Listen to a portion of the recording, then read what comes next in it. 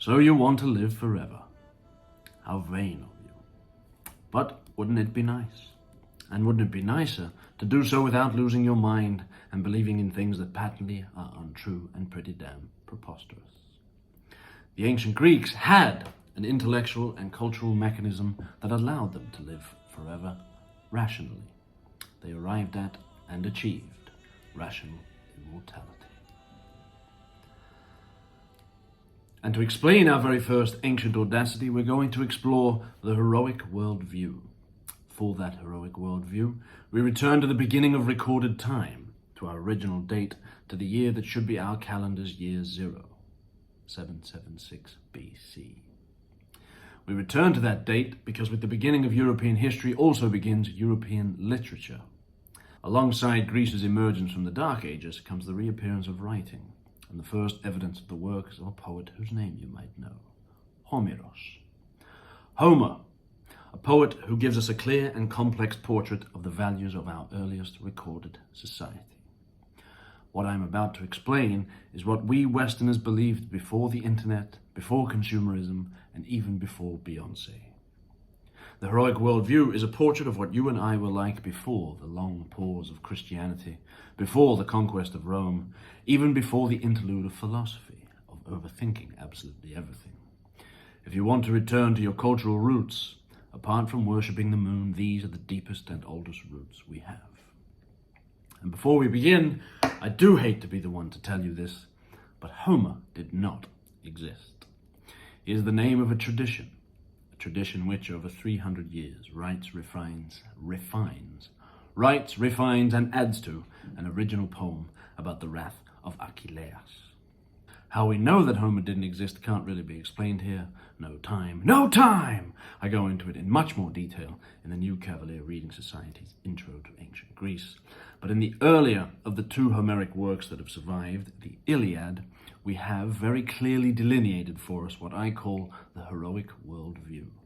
The code of ethics lived by Western literature's first ever cast of characters, the very earliest European societal value system, what the very ancient Greeks believed about life and about death. I've elsewhere given a full summary of the story of the Iliad if you're not familiar with it. You should be familiar with it. It's foundational, instructive, inspiring, incredible. You can find that summary here.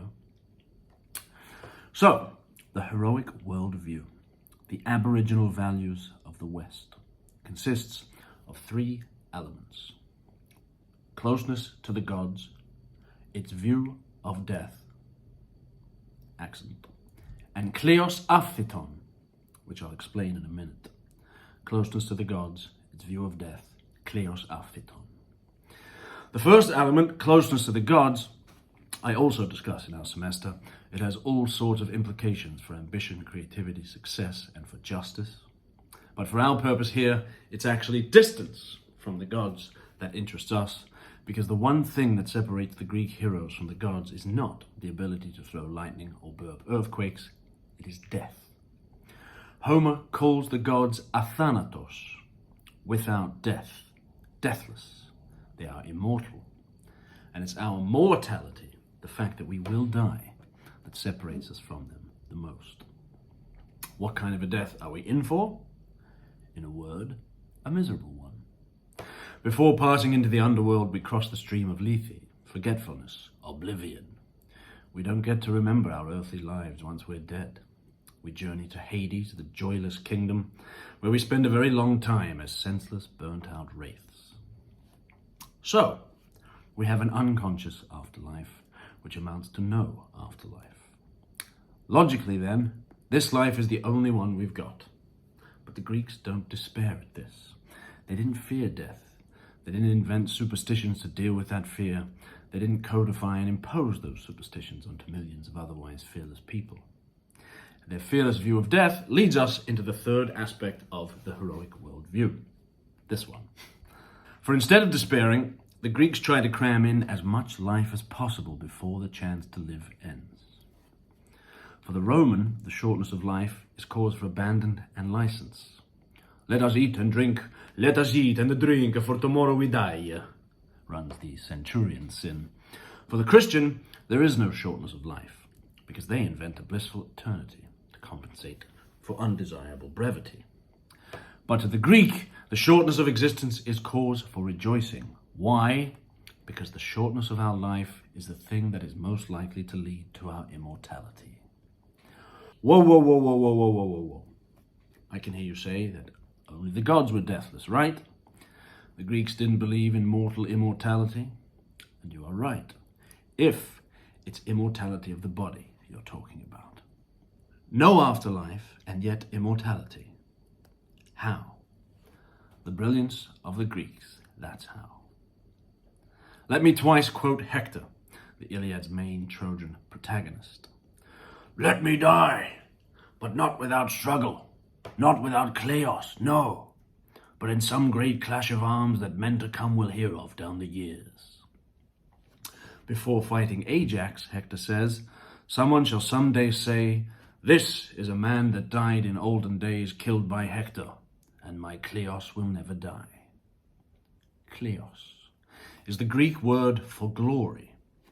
Related to the verb to hear, it carries the implied meaning of that which is heard and what others hear about you.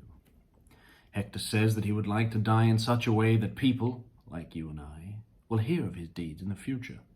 For the very ancient Greek did believe in the immortality of reputation, of kleos, of that which is said of us. This is Achilles. I wouldn't want to fight him. That's why no one will remember your name. And this is Achilles, weighing up leaving Troy and thereby the Iliad, or staying to fight. "Two fates bear me on to the day of death. If I voyage back to the fatherland I love, my pride and my kleos dies. If I hold out here and lay siege to Troy, my journey home is gone. But I gain kleos aphthiton." Kleos aphthiton, glory unfading. It's this that the very ancient Greeks prize above all, above honor, above riches, above bitches, for it means that they will live forever. How? For the hero, the only way to live forever was to die. Yes, don't be so simple as to not live as a paradox. The best way to achieve unfading glory is to die, because death is the hero's fate.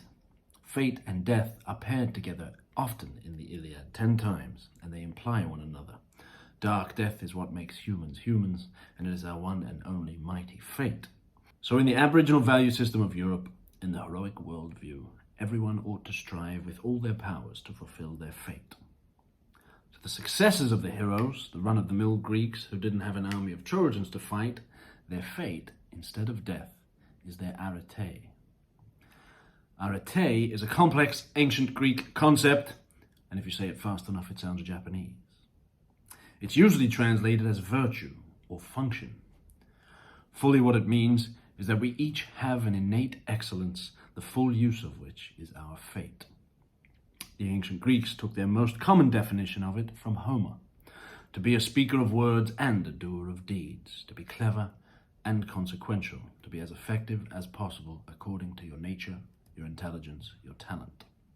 And yes, this word does have connotations of purpose and of vocation, but the Greeks weren't wellness clowns or Christians.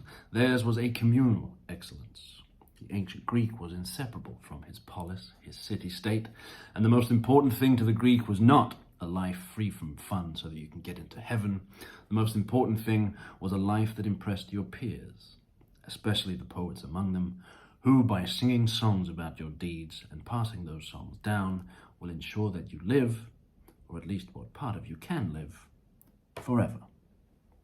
It's this that I mean when I say the Greeks had religion without superstition. If religion is humanity's way of overcoming death, the Greeks have the only rational and pleasant solution that I know of to the finality of life and the eternity of death.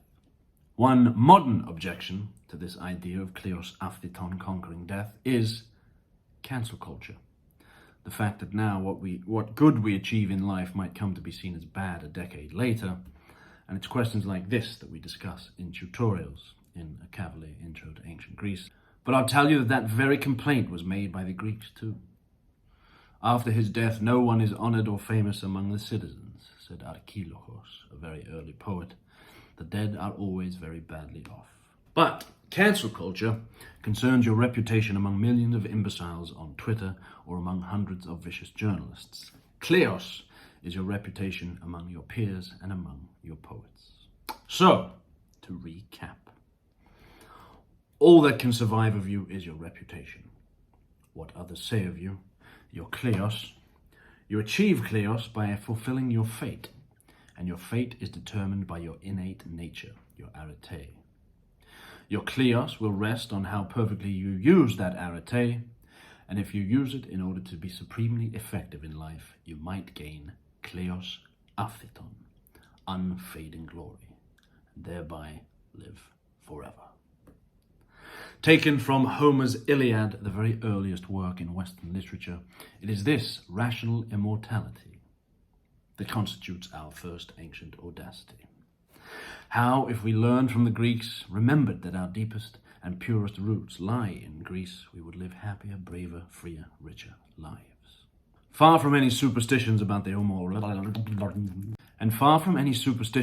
immortality of the soul, it's not through the Eastern irrationality of Christianity, but through the aboriginal values of Europe that we might even achieve immortal lives.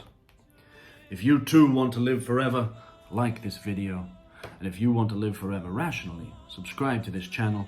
And if you have any questions about kleos aphthiton, arete, or ancient Greece, feel free to ask me in the comments. Who wants to live forever?